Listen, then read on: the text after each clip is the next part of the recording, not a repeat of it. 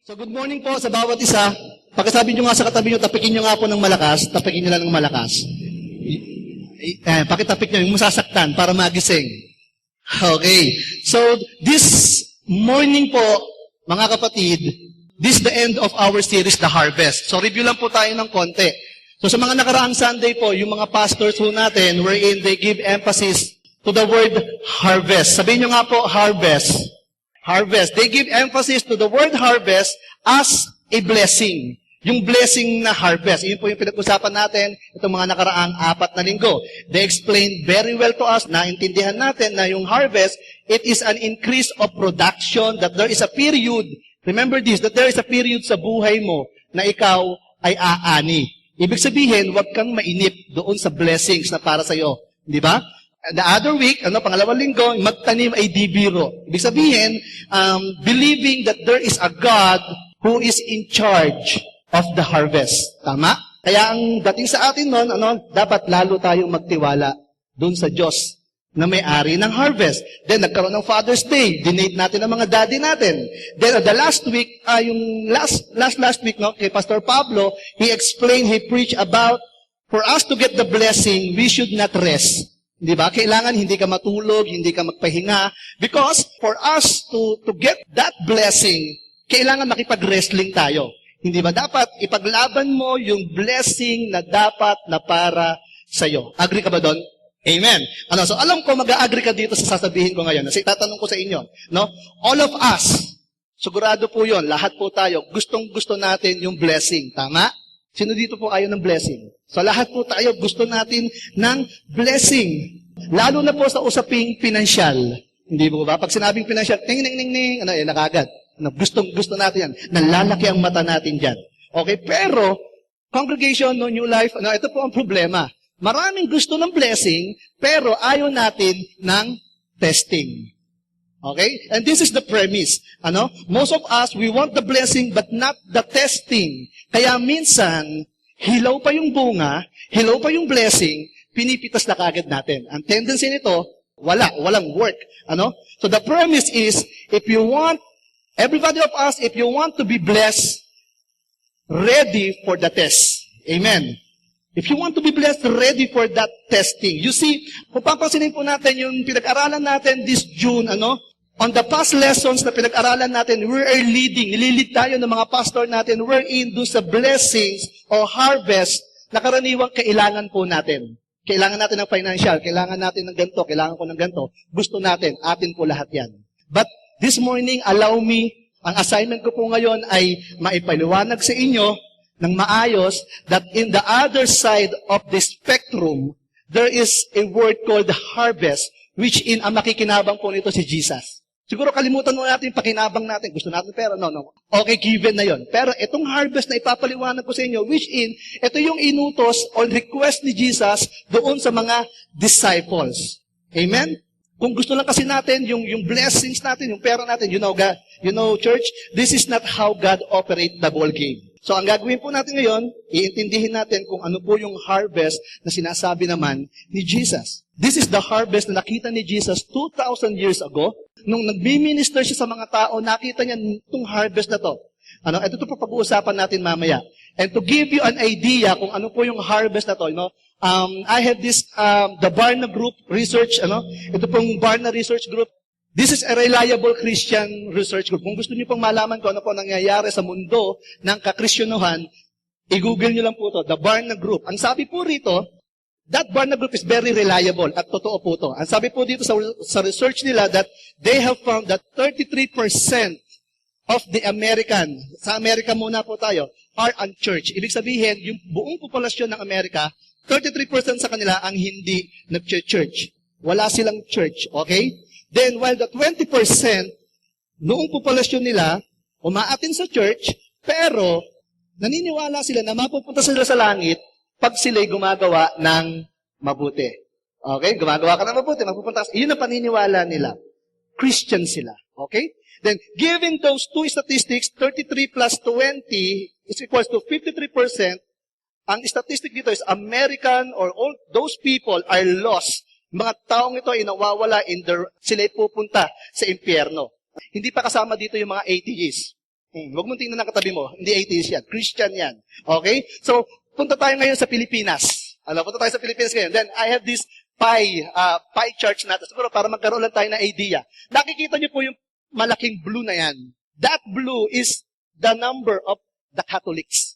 Dati nandyan tayo. Pero ngayon, hindi na. Nandun na tayo sa red. Nakita niyo po, gaano kalaki. So, meaning, ang gusto ko pong ipita rito, tayo po ngayon sa Pilipinas, meron tayong 7 billion na populasyon at 82.9 dito ay hindi mga Christian. Okay? So therefore, we have 5.7 billion ang bilang ng mga taong iha-harvest natin. Paliitin lang po natin sa bahay nyo. Kung 10 kayo sa pamilya at ikaw lang ang Kristiyano, ibig sabihin, meron kang 9 na kailangang i-harvest. Okay? That's why Jesus said na marami tayong iha-harvest. Kumusta naman po ang pakialam nyo doon sa mga iha-harvest natin? Marami tayong kailangang abutin. It means marami tayong kailangang trabahuhin. Amen po ba doon? Ingitian mo nga yung katabi mo. Yan, medyo natatakot po ako sa inyo kasi parang kakainin nyo. Ganun po tayo. Okay? Ang nakakalungkot po rito mga kasama, mga kapatid, ang nakakalungkot dito sa modern church today, sa generation po natin, na nagiging last agenda, 1 to 10, number 10 po, ang pag-abot sa mga kaluluwa. Yung programa nila sa church, laging huli. Why? Because they are very, very comfortable sitting inside the church. Alam niyo po ba, ang daming mabait sa church. Naniniwala po ba kayo doon? Ang daming mabait sa church. Pag pumasok ka dyan, may mag-o-offer sa'yo ng upuan, upo ka. Pag nakaapak ka ng paa dito, okay lang. Ang daming mabait sa church, di ba? Pero kung naapakan ang paa mo sa may LRT, ano ba? Kanina pa yun na. Di ba? So, gustong-gusto kasi natin ang nasa loob ng church because we are Christian. Okay? So this morning, Jesus want us, gusto ni Jesus na makita natin yung harvest na sinasabi niya, not using your own eyes, but using Jesus' eyes. Hihiramin natin sandali yung paningin ng Panginoon na how He view those kind of harvest. Pastor, kailangan pa ba nating i-harvest yung mukha nito? Parang ang laki ng problema. Yes, kailangan mong i-harvest yung mukha niyan. Okay? Yung asawa mo, yung asawa natin na feeling mo walang panahon sa'yo, sabi ni Lord, i-harvest mo yan. Raymond, siguro hindi mo alam kung ano yung ginagawa sa akin ng asawa kong to. No. Jesus said, kailangan mo siyang i-harvest. Yung anak mo na sobrang rebellious, na kahit anong iutos mo, hindi sumusunod sa'yo, kailangan mo siyang i-harvest. Yung biyanan mo, na wala nang makita kundi yung mga mali sa'yo, kahit gano'n, yung mga error sa'yo. Yes, kailangan mo siyang i-harvest. So let me tell you something, church.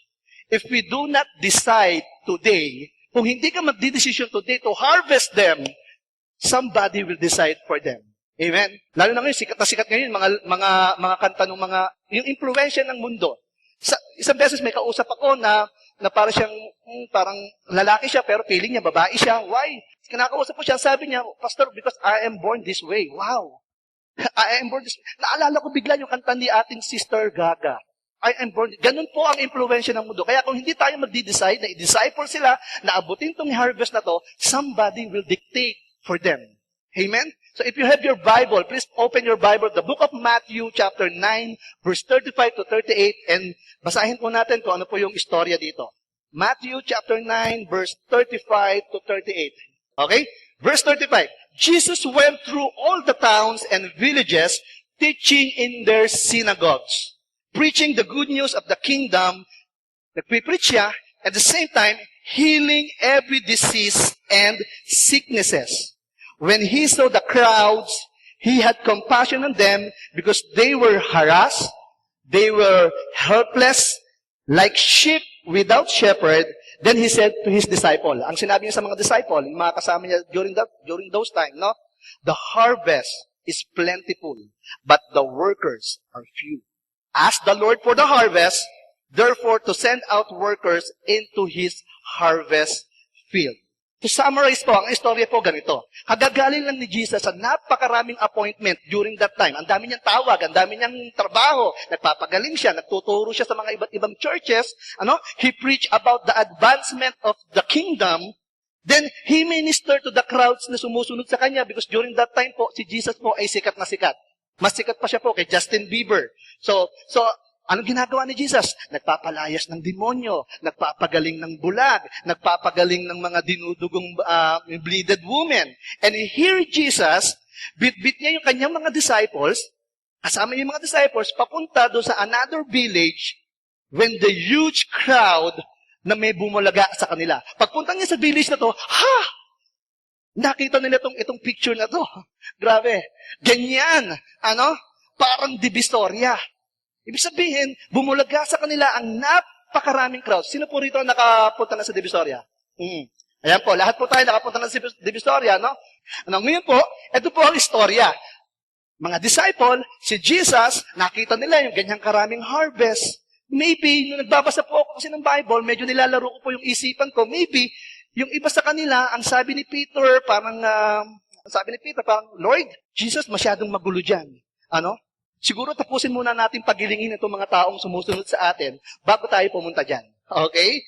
Sabi naman ni John, kilala natin si John. Opo, si John po. Siguro ang sabi ni John, yumakap kay Jesus, puntahan natin yan, pero dito lang ako sa tabi mo. Protektahan kita. Gusto ko lagi mo ako nasa tabi. Iyon siguro sabi ni John. Then the rest of the disciple, eto na. The rest of the disciple, nagtinginan. Then sabay-sabay silang tumingin kay Judas. Pagtingin nila kay Judas, sabi ni Judas, ayos, marami akong maluluto dito, marami akong madudukutan. You see, ganun ang pangyayari. So, for us to learn about ano tong harvest na to, Raymond, anong harvest na to? Siguro po, bago tayo magpalalim pa, then I want to explain to you about kung ano yung harvest. Now, yung harvest na pinag-uusapan natin dito, ito po yung crowd na sinasabi nung Matthew chapter 9. Ibig sabihin ng crowd, ito po yung people. Okay? Yung mga tao po rito, yan, crowd po tayo. Then, sino po yung people? People, ito po yung mga taong mahal na mahal ni God. Ikaw yun. Kung alam mong people ka, mahal na mahal ka ni God. So, ayan po yun. So, meron po akong i-share sa inyo na 3 things, 3 bagay, kung paano tiningnan ni Jesus itong mga crowds. And I tell you, some of us, or most of us here, makaka-relate kung paano natin tingnan, i-view itong mga people na hindi pa nakakakilala sa Panginoon. Number one is Jesus, He saw the sadness. Sabihin niyo nga po, sadness. Sadness. He saw the sadness of the harvest. When Jesus looked at the crowd around Him, nakapalibot sa Kanya, nakita ni Jesus yung totoong pangangailangan ng mga taong ito. He saw the crowd very, very sad. Ang titindi, bagsak ang muka. Ang tindi ng pinagdadaanan yung mga crowd na nakita niya. Sa inyo po ba, have you encountered those kind of people? Yung talagang matindi ang pinagdadaanan.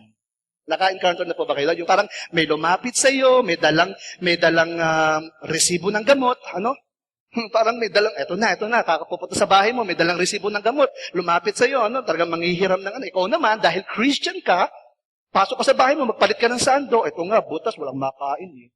Gutom talaga, gutom. Dahil ayaw mong magpiram nung kung ano yung meron ka. Okay? So, meron naman tayo minsan sa inyo, may mga kasambahay tayo dito, meron tayong kasama sa bahay, talagang pinagtrabaho mo ng magmula madaling araw hanggang gabi, inutusan mo magpalit ng bubong yung araw na yon. At ngayon, lalapit sa iyo yung kasambahay mo, ate, hirap po ako ng pera, magpapacheck up lang po ako. Hindi, tulog mo na lang yan. Ate, sumusuka po ako ng dugo. Hindi, diatabs lang. Sumusuka ng dugo, diatabs? Grabe. Grabe naman yun. So, kung paano natin i-view yung harvest na to, lahat po ng mga taong lumalapit sa atin, lahat po sila may pangangailangan. Tandaan niyo po yun. Hindi siya lalapit sa iyo kung wala siyang pangangailangan. Okay? Then Jesus noticed, ano yung napuna ni Jesus doon sa crowd? Number 1, they were confused. Sabihin niyo nga po, confused. Ano po ba yung ibig sabihin ng confused? Ito yung parang nalilito ka, ang hirap po ng feeling nun, yung parang nalilito ka. Amen? Ang hirap nun, yung parang mamimili ka kung ito ba talaga o ito. Alam mo po, yung sa pag-uusapan yung lito, ramdam po yan ng asawa ko, ni Ate Heidi. Ramdam na ramdam yan, no? Talagang, karir o kasal? Karir o kasal? Nalitong-lito po siya nung pakakasalan niya ako. Pero pinili niyang pakasalan ako. Wala eh. Okay. Then, confusion. Ito po yun. Ako po may kaibigan. Ang pangalan po niya si Ron at ang nanay niya si Aling Huling. Dahil confusion, nalilito siya. Ayun, sabi ni Ron doon sa kanyang nanay, sabi mo, ang tao ay galing sa unggoy, pero sinasabi ng mga eskwela ko, hindi naman eh. Ang tao gawa ng Diyos siya. Pero ba't ang sabi mo, Ang tao galing sa unggoy. Sabi ng halimuling, naku anak, hindi mo kasi sinabi na ang pinag-uusapan pala natin tatay mo. Parang ganon. Joke po yun. Tawa naman kayo. Ayan, palakpakan nga natin sa Lord. Masyado tayong seryoso, no? Ayan. Ano? Okay. So, minsan kasi, ganito yan. Mapapansin niyo yung mga bata, parang batang to, ang kulit-kulit, parang utak unggoy. Parang unggoy siya. Guess what? Baka may nakikitang gorilla sa bahay. Hindi po ba? So confusion. Madalas po, ito po yung nararamdaman ng mga crowds. Then, nakita ni Lord yung mga crowds na helpless.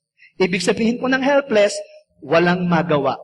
At alam niyo po ba, ang helpless ay parang sakit. Yung mga taong tambay.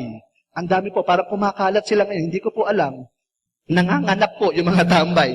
Why? Bakit nakita ni Lord na ito ay helpless, walang magawa, petik sa bahay, hindi nagtatrabaho? Why? Because naisip po yun ng Panginoon, dahil Jesus cares for your future. Yun lang po. Nag-care si Jesus sa future nyo. Kaya isinama kayo dito sa mga crowds na to. Then, Jesus noticed that the crowds are lost. A sheep without a shepherd. So, ibig sabihin nito, naramdaman ni Jesus that they were spiritually lost. Ibig sabihin hindi nila alam kung Katoliko ka ba, hindi mo alam kung Christian ka ba, hindi mo alam kung Buddhist ka ba. Hindi, ganun ho siya ka-lost. Jesus saw the crowds. Tiningnan ni Jesus, nakita ni Jesus yung crowd, yung mga taong ito, that they were fainted, that they were nangihina sila, sobrang lobat, sobrang nawawala na yung battery ng mga taong ito. They were spiritually drained.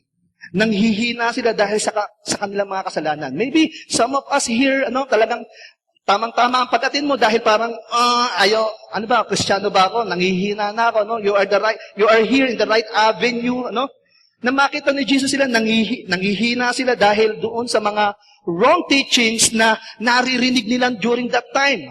During that time, ang daming teachings na umuusbong, na lumilitaw. So, nalilito sila ngayon. Okay? Then karamihan po sa mga crowds na yon, they were considered a nobody. Ibig sabihin low class ka lang. Wala kang sinasabi sa lipunan. Okay? Pero sila po yung nakita ng Panginoon. Sila po yung mga taong walang direction sa buhay. Amen? So minsan alam natin, kaya tayo naging Christian, kaya tayo umaccept sa ating Panginoon because there is one in your life na nangyari sa buhay mo na feeling mo parang lost ka. Amen? Kaya mo tinanggap si Christ. Amen? Dahil alam ko, hindi mo tatanggapin si Christ kung walang nangyayari sa iyo Kung wala kang pangangailangan. So lahat po tayo included dito. Somehow naging lost tayo. Okay?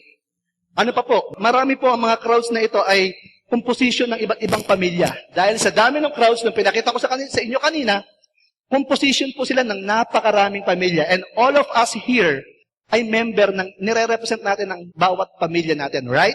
So, sa lipunan po, meron lang dalawang uri ng pamilya. Ito po yung pamilya na big time, meron silang sariling bahay, malaki ang bakuran nila, talagang kumpleto kotse, 18, tapos then, medyo may kulang sa puso nila. Although mayaman sila, kumpleto sila sa resources, but still, they lack love. Yung turmoil na nangyayari sa buhay nila, takot sila, the loneliness, the desperation, pag samasamahin mo, yun ang kulang nila. Ibig sabihin, they need the Lord. Amen. Isang pamilya naman, maybe hindi sila katulad ng first family, pero still, they need the Lord.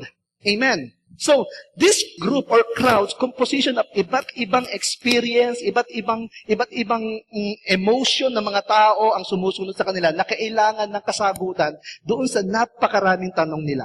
They are very hopeless. Yung mga taong ito, very hopeless, and they're living in the darkness wherein they need somebody from Taytay New Life na magpapakita sa kanila ng ilaw upang makita nila yung buhay. Do you get the picture? Amen. So, yun po yun. Yun po yung kitang-kita nila, they're very fainted. That's why Jesus saw the crowd na talagang very sad. Amen. Pangalawa po, ito po yun. He saw the potential. Sabihin nyo nga po, potential. Sino rito may potential? Alam mo may potential ka. Taas nyo po ang kamay mo. Ayan, wala. Lahat tayo, walang potential. Sige. Ako po, naniniwala po ako na talagang may potential po ako. Kaya nga po ako napakasalan ng asawa ko kasi may potential. So, when Jesus looked at the crowd, He did not stay to focus doon sa problema. Okay? Minsan ganun po tayo. Pag may problema tayo, ang tendency po natin ay talagang imagine yung problema, ay, hirap na hirap ako, anak, talagang gagapang kita, problema ko. No, no, no. Si Jesus, tinignan lang niya yung problema, pero nagpatuloy siyang tingnan kung ano yung potential ang meron dito sa mga harvest. Okay? Did you see, lahat po ng taong lumalapit sa inyo, humihingi ng tulong sa inyo, nakakasalamuhan nyo, they have their own potential. Yung kumari mong professional na chismosa, dahil chismosa yan, see that potential, na pag yan naging Kristiyano, nasyaran mo yan, magiging effective yan na mag-disciple. Kasi gagamitin niya yung pagiging madaldal niya. Okay? So, listen to this. Si Daniel, kilala niyo po si Daniel. Si Daniel at yung si Shadrach, si Meshach at Abednego, sila pong apat, sila po yung talagang pag sinabing potential, sila po yung meron. Let me summarize lang this story. Si King Nebuchadnezzar, sabi nila, ay kumuha kayo ng mga tao, yung mga kabataan na gagamitin ko. Na ipapirate ko. Inutusan niya yung kasama niya, at itong kasama humanap ng mga kabataan. Pero, merong mga requirements. Okay? Ang sabi ni King Nebu, kung ikaw ay ihanap mo ko ng number 1, mukhang aral. Tingnan mo yung katabi mo. Mukhang aral ba yan? Siyempre naman. Number 2, kailangan mukhang artista. Tingnan mo ulit yung katabi mo. Yan, kung kindat-kindat pa. Okay, mukhang artista. Pangalawa, sabi, kailangan mukhang may sinasabi sa lipunan. Okay? So, ayan na, mukhang sinasabi sa lipunan. Ngayon, itong kasamang to, nakita si Daniel. At the same time, si Shadrach, Meshach, at Abednego. Siguro, ang sabi ng kasama nito, okay, ikaw ba si Daniel? Okay, pati nga nung cabinet mo. Oh, ayan. Okay, may gumagamit ka ng anti-aging cream. Okay, pasok ka. Ibig sabihin talagang may dating, may potential. Why? Because mahalaga po sa Panginoon yung potential ho ng bawat isa sa atin. Kaya kung iisipin mo wala kang potential, I tell you, meron ka pong potential para po sa Panginoon. Okay? So, that's why in this story, Jesus instructed His disciple na you have to do something. Kailangan, Pedro, John, kailangan meron tayong gawin. Kasi do the math. Tayo, 12 tayo, okay? Nagkukumpute si Jesus sa kanyang isipan eh. Sabi ni Jesus, okay, ang dami nila, 12 tayo, yung isa, papalpak pa, magiging 11 na lang tayo. So, do the math. Kailangan natin magtrabaho upang itong mga crowds na to ay makuha natin at ma-harvest natin. Amen. Question, are you ready ba? Ready ba kayong mag-harvest? Pastor, matanda na ako. No, it's not the question of your age. I-explain ko po sa inyo mamaya. Okay? Ito po yun. So, ako pa mag-2 years na pong magiging youth pastor. O youth, almost 2 years na ho. And there's so many times na pinag-aaralan ko po yung mga kabataan. And you know, na as I research, ito po mga kabataan na to, according to George Barna, as early of 14 years old to 25 years old, malaki po yung chances nila na tumanggap kay Jesus. Amen? Kaya most of us siguro sa akin dito, na siguro na-accept mo si Lord during your youth days. Amen? And I believe, ito pong church natin, nagsimula po ito doon sa mga grupo ng mga kabataan, 14 to 25 years old, sila po yung nag-umpisa ng church natin. Malaki po yung percentage na ikaw ay youth, malaki ang percentage mo na ma-harvest ka. Okay. So there is a big chance na ma-accept nila si God, a big chance na magkaroon ka ng open invitation, ilibre mo sila ng Coke, at i-date mo sa Jollibee, at sure ball, magkakaroon ka ng relationship sa Kanya upang ibigay mo sa Kanya si Kristo. Alam niyo po, yung New Life Youth natin, yung ating pong church, we are focusing, yung youth po natin, we are focusing to the next generation. Kung hindi niyo po nalalaman, that we are targeting all the campuses dito po sa lugar po natin. Kaya po kung meron kayong mga anak dito na high school, nag-aaral dyan sa mga sumulong, ganyan, we are targeting them to be used in the kingdom of God. Amen. So ito po yun. I introduce to you the Life Best. Ayan. Ang youth po kasi merong grupo na wherein itong Life Best na to, yung Life Best, it is a group wherein magpo-focus silang abutin yung mga kabataan doon sa campus. You know why? Because we care sa mga next generation.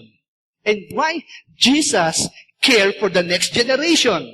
Amen? Dapat ito po yung maging crown jewel ng bawat isa po sa atin. Wherein we can reach those generation na alam natin. Because si Pastor Pablo, wala naman siyang balak dito na mag-preach na hanggang 80 years old. Lolo na siya. Hindi po niya balak yon. Kailangan pong may mag-arise ng mga kabataan. Sa research din po, natutunan ko po, Pag ang church po ay 25 years old, doon po nagkakaroon ng parang decreasing age. No? Unless hindi natin i-reach out itong mga kabataan na to, mamamatay po yung church natin. Jesus saw the sadness of that harvest. And Jesus saw the potential of those harvests. And I encourage each and everyone, no? Na kung may mga lumalapit sa'yo, tingnan mo yung positibo sa kanila and direct them to Jesus Christ. Amen. Idirekta po natin sila sa ating Panginoon dahil kawawa po sila. Amen. No, number 3, ano po yung nakita ni Jesus? Ano yung kailangan nating tingnan? He saw the problem of the harvest. Eto na po tayo. Given that this crowd, itong mga taong ito, meron silang individual needs. Meron silang pangangailangan individual. But Jesus saw the problem. May problema. Another way around. Sa kabila nito, may problema. Amen. So, yun nga po, ang problema, ang daming harvest, pero the laborers are very, very few. Yung magtatrabaho para kunin itong mga harvest na to, yung mga trabaho na pupunta sa campus para kunin ang mga harvest na to, yung mga tao na nasa opisina nila para kunin ang mga harvest na to, yung mga nagnenegosyo, wala. Pastor, nasaan yung mga laborers? Maybe yung iba nasa computer shop, nagdodota. Yung pwede yun. Yung iba naman, siguro nagnenegosyo, nagpapayaman. You know guys, church, I'm not against doon sa pagpapayaman. Gusto po ng Lord na maging mayaman ka. Gusto ng Lord na i-bless ka. Pero, kung hindi mo ino-honor si God doon sa negosyo mo, I tell you, may problema ka. I tell you, may problema po tayo. Ano pa? Nasaan yung mga laborers? Baka nasa mall, nagtatayo ng sariling ministry. Alam niyo po yung Kiss Ministry? Kiss Ministry, alam niyo po yan? Yung, sale ngayon, gamit ka ng credit card. Pagbigay mo sa counter, ano po to? Card yan, credit card yan. Akala ko po, blade. Kasi sobrang nipes. So, ano pa? Nasa church lang lagi tayo. Yung mga laborers, nasaan sila? Nandoon sa church, tumutugtog lang. Nandoon sa church, nag-a-usher lang. Nandoon sa church, nakikinig lang. I tell you, no? Kasama po kayo doon sa game plan ng Panginoon. Kasama po tayong lahat wherein we are asked, no, the Lord that go and make disciple. Reach that harvest, those harvests. Amen. Ang matindi po dito, ang mahirap lang po rito po, gusto po natin yung inuutusan tayo ni Lord. But minsan, we are feel contented na lang po na, okay, saved na naman ako eh. Saved na naman ako, hindi na ako magtatrabaho. So, alam niyo po yung istorya nung the rich young ruler. Sino pa nakakaalam dito ng istorya nun? The rich young ruler, yung mga nagdi-devotion po. Gusto ko pong i-share sa inyo, the rich young ruler, he is a very rich, para po kayo yan.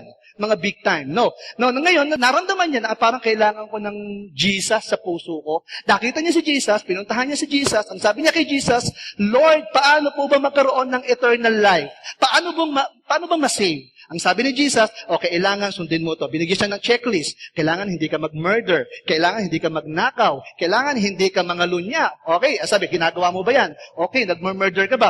Minsan po, yung kuko ko sa parlor, minsan minamurder ka po yan. Pero hindi po ako nag-murder. Hindi ka nagnanak, hindi po ako nagnanak. Ibig sabihin, perfect po yung batang ito. Perfect po yung rich young ruler na to.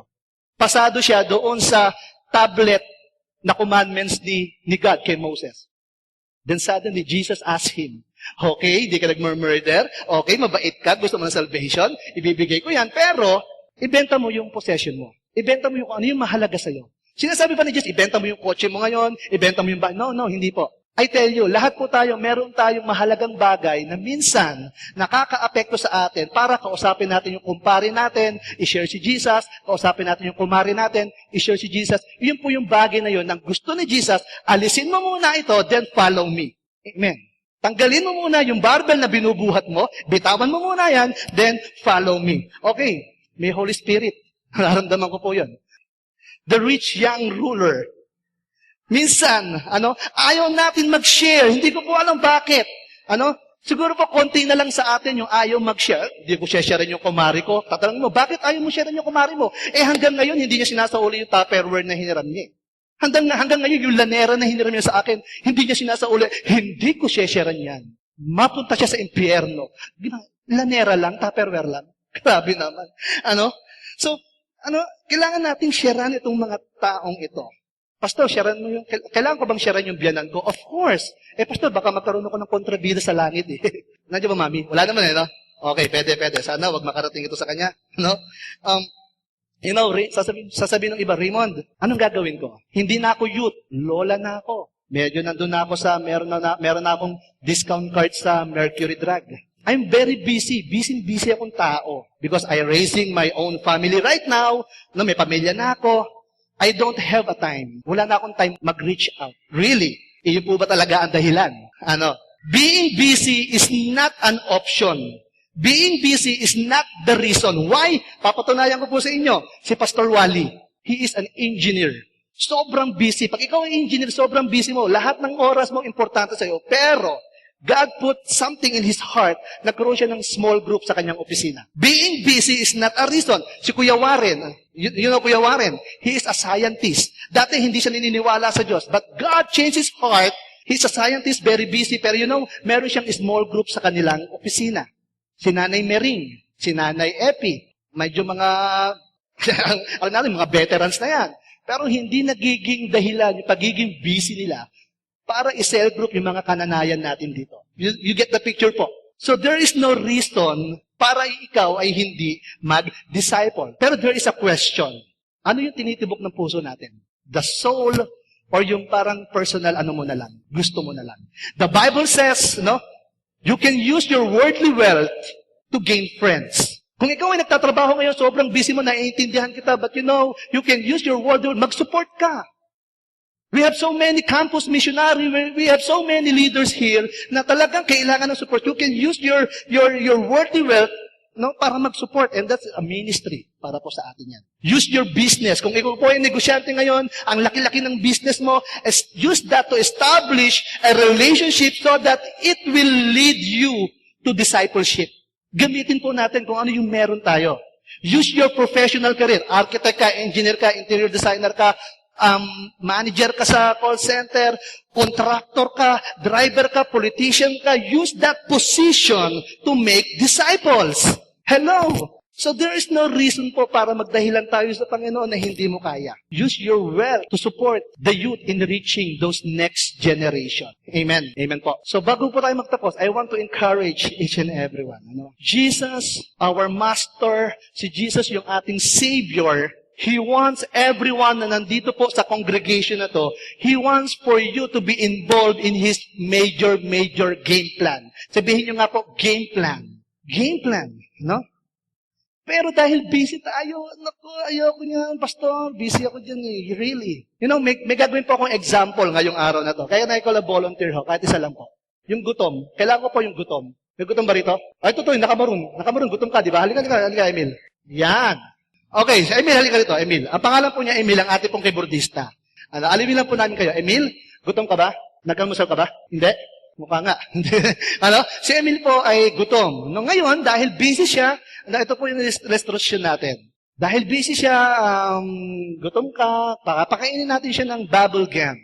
Alam niyo po, ito mong bubble gum, it's a very good substantial food na it brings nothing. Nguya ka lang ng nguya. Sige, bro, kain ka ng bubble gum. Wag isa, damihan mo. Anong favorite mong color? Pink. Okay. Sige, damihan mo pa. Dahil busy siya, busy siya sa education niya, busy siya sa love life niya. Kain pa. Sige, kain ka pa. Okay? So, busy siya sa computer niya. Kain ka pa. So, busy siya sa ka ba busy? Sa trabaho niya. Okay, sige, damihan mo, kumain ka pa. Damihan mo, sige, kain ka pa. Busy siya sa negosyo niya, dahil negosyo po si Emil, damihan mo na, bilisan mo na. Okay? Dahil busy siya sa church. Pag sa church po kasi, sobrang busy natin, dadamihan po natin yan. Kailangan madami. Ayan. Busy sa church eh. Gustong-gusto niya sa church. Sige, kain lang. Sige, kumain ka na. Damihan mo. Ayan, sige, damihan mo. Ayan, busy sa church. Keyboard ka pa. Sige. Okay. Sige, meron pa dyan. Huwag mo na itago. Ayan. Busy siya po. Ngayon, naisipan niya magnegosyo. Ang gusto niya negosyo, magtinda ng bubble gum. So, kain ka ulit. Ayan. Damihan mo na. Yan. Damihan mo na. Yan, subuhan mo yan. Yan. Dahil marami po tayong busy. Busy tayo sa career natin. Busy tayo sa lahat ng gusto natin gawin.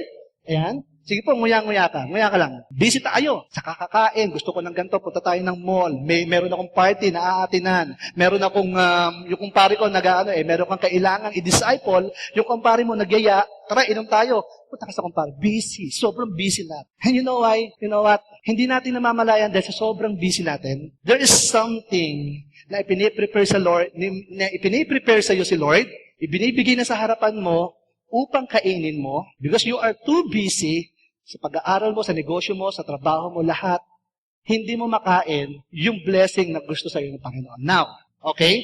Yan. This is a blessing ni God. Ito po ay 100% beef na hamburger. Sa katunayan, may balahibo pa po ito, meron pa po itong meron pa itong buntot, okay? Ito po yung blessing ni God, It's a 100% pure beef classic burger. Ganon katindi. Balatan mo, Brad. Pakita natin sa kanila na tunay yan. Na kami po, galante po ang church natin pagdating po sa ganito. Pakita po natin na ito, baka akala ng iba, gagamitin pa ito mamaya. Service. So, ito po yung blessing ni Lord. Okay? Ngayon, ibibigay ko kay Emil. Kainin mo. Pero, siyempre, hindi muna niya kakainin to dahil meron siyang kinakain. He is very busy. Okay? Do you get the picture? For you to grab that blessing ni Lord na para sa'yo, ano kailangan mong gawin? Kainin mo. He need to spit it out. Amen. Kailangan niya munang iluwa. Kasi magagalit ang nanay natin. Pag kumakain ka na, may pagkain ka na ganyan-ganyan. No? He need to spit it out. Tama? Tama po? Para po makain niya tong burger to. Ngayon, sige, anong gagawin mo? Luluwa mo. Ito, tissue. Okay. Sige, iluwa mo na. Yan. Yun. Binilot-bilot pa. Salo. Okay? So, kailan, kakalata tayo. Ngayon, dahil niluwanan niya, hindi na siya masyadong busy, talaga nagbigay siya ng time na parang mag-disciple. Ngayon, he can grab now the blessing na para po sa kanya. Now, you can eat this burger. Sige, sa harapan po nila, kainin mo. Kainin mo, sige. Para malaman lang nila na tunay yan. Hindi, kainin mo malaki. Blessing ni Lord yan, kailangan mo kainin ng malaki. Kagatan mo ng malaki, sige na. Kumain ka. Sige, kumain ka. Dapat si Jason na lang. Sige, kainin mo. Kung ako sa'yo, kakainin ko talaga yan. Classic yan. Yan, palakpakan natin si Emil, Palakpakan natin. Grabe. Emil, bubblegum mo. Okay, nakita niyo po yon. Because we are so busy enough, doon sa mga bagay na gusto natin gawin. Hindi natin makita na ito na pala yung blessing ng Lord. Some of you, siguro, Pastor, ang dami kong ginagawa. Now, nakita ko, na-realize ko na kailangan palang i-spit it out ko muna, ilabas ko muna, bitawan ko muna, so that I can grab those blessings na ipinrefer ni God para po sa atin. I tell you, church, this morning, Jesus wants you to be involved in His game plan. In a basketball game, in a basketball game, alam po natin, sa isang basketball team, meron po itong veterans at meron po itong rookies. Like a church, ito pong Taytay New Life, meron po tayong veterans at meron po tayong mga rookies, right? Why? Bakit kailangan may ganun? Because that is the coach plan. We have this greatest coach in heaven and in the earth. Alam niya kung paano ang gagawin para po sa atin. Kaya po tayo nandito sa loob ng isang church na to, meron tayong kasamang mga veterans, may kasama tayong mga rookies for us to play the game of the Lord. To play His game plan. Kasi kung hindi mo maintindihan yung game plan ng Lord sa sports, sa basketball, kung hindi mo alam yung play ng coach mo, mababangko ka. Do you get the picture? And I am offering to you the game plan of God, kung ano yung play ni Lord, kung ano yung pinapagawa sa church natin. It is to win and make disciples. You need to disciple. Bago ka naging negosyante, I tell you, you were a disciple. Bago ka naging engineer, I tell you, you were a disciple. Bago ka naging teacher, you were a disciple. Bago ka nagtrabaho, bago ka binigyan ng trabaho ni Lord, you were a disciple. So there's no reason, there is no room para sabihin mo sa Panginoon, Lord, hindi ko kayang mag-disciple. No, it's a big lie. It's a big lie. But to win the game, alam po natin to win the game in every sports, it's not that easy. Hindi po ganun kadaling manalo ng game. Why? Because there are opponents.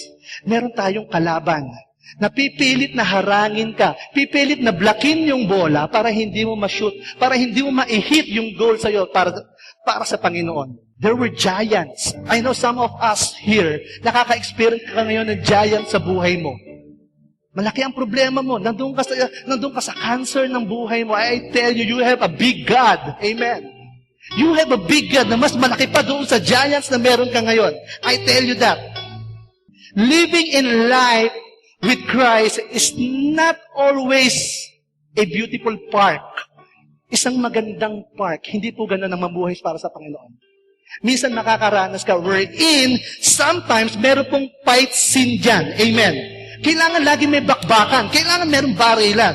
Sa mga veterans po dito, I show you this picture. I will show you this picture. Ayan. Alam po natin yan. Yung pelikulang yan.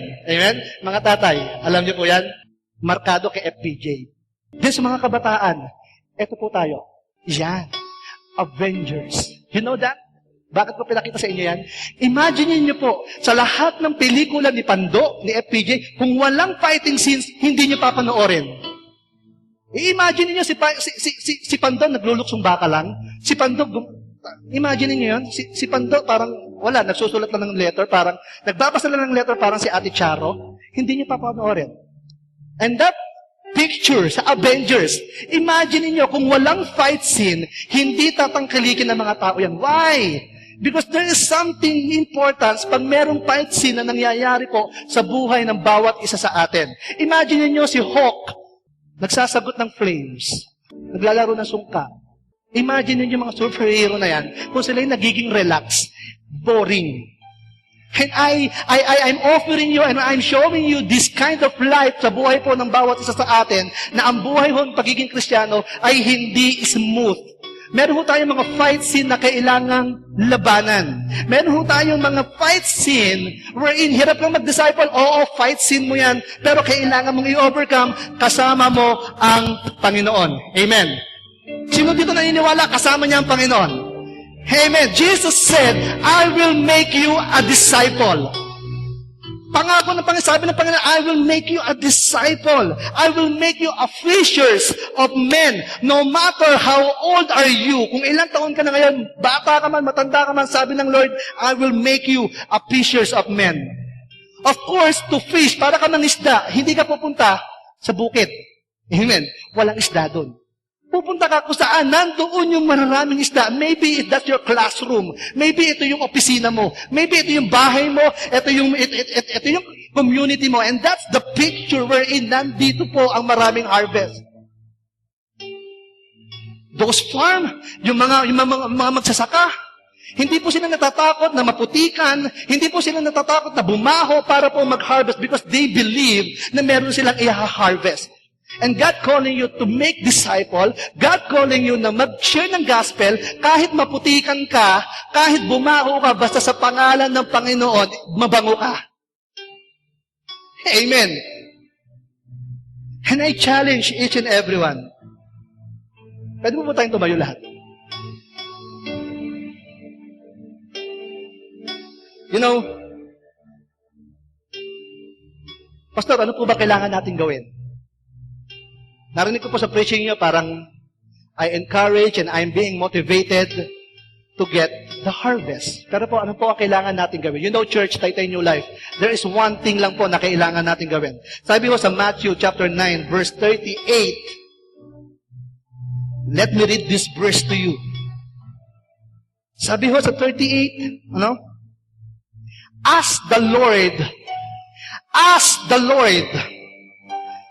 of the harvest. Therefore, we should pray. We should pray boldly. We should pray enough to send out workers na magtrabaho doon sa harvest fields. You know, we need to pray so much. Marami kang gustong higin sa Panginoon. Ang tanong, nagpe-pray ka ba? Marami tayong gustong mangyari sa buhay natin. Pero ang tanong, nagpe-pray ba tayo? If you're willing to be a successful fisherman of God, you need to pray. Alam niyo po, itong mga disciple na to, they are willing to work na walang bayad. Pero sometimes, naiinip sila because ayaw natin ng process. You know, if you want to be blessed, church, I tell you, be ready for a test. Let's all pray. Father God in heaven, Lord, salamat po, Panginoon, sa umagang ito, Lord, na binigay niyo po sa bawat isa sa amin to enlighten us, Lord, that there is a harvest na hindi lang pera, hindi lang blessing, hindi lang financial, Lord. Because that harvest is very important sa paningin mo. And that are people.